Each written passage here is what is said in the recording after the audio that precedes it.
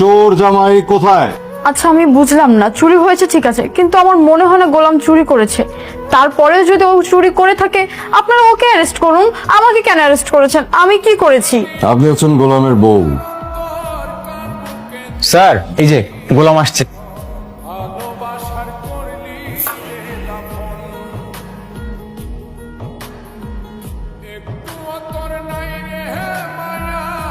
দাঁড়া আছো কেন? গেটটা খুলো। স্যার আপনি গোলাম, ব্যাপারটা বুঝলাম না স্যার। অ্যারেস্ট করুন। এই চুপ, শাট আপ। স্যার এই বাটপাড়ের কথা আমরা আপনাকে অ্যারেস্ট করতে গেছিলাম। এই বাটপাটারে লকআপে ঢোকাও, যাও। না না থাক, ওনাকে লগাই পড়তে হবে। এই দাঁড়ো দাঁড়ো দাঁড়ো। স্যার যেহেতু বলছে লকআপে ভরা যাবে না, তো লকআপে ভরা যাবে না। স্যার যা বলবে তাই হবে। আপনারা এখন দাঁড়ায় আছেন, এক্ষুনি বাসায় যান, তাহলে সব কটার লকআপের ভিতর ভরে রাখবো। এই চুপ, বেশি কথা বললে এক্ষুনি লকআপে ঢুকে ফেলবো, যাও। এই ম্যাডামকে নিয়ে আসো, যাও যাও যাও। ম্যাডাম প্লিজ আপনিও চলে যান।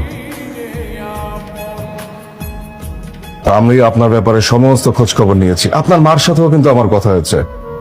স্যার, আপনি কি অভিমান করেছেন? আর স্যার আপনি এইভাবে এই বাড়িতে থাকছেন কেন? এরা নিশ্চয়ই আমারে সেই মাফিয়া গ্যাং এর শেজাদ ভাবতেছে। ভাবুক, ভাব নিয়ে আমার ভালোই লাগতেছে। এখন আমি কিছুই বলবো না। না মানে আমি কোনো অভিমান করিনি। আচ্ছা আমি আমি আসি। হ্যাঁ স্যার চা কফি কিছু খাবেন? না না থাক, আমি আরেকদিন আসবো। আসি। ব্যাপারটা একটু কনফিউজিং। ভাই বাচ্চার একটা খাতা দেখান তো।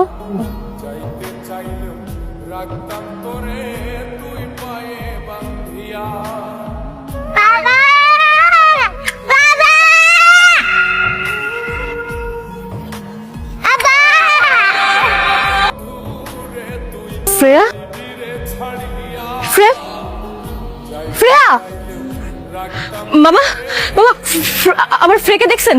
এখানে তো ছিল। শ্রেয়া, শ্রেয়া, শ্রেয়া।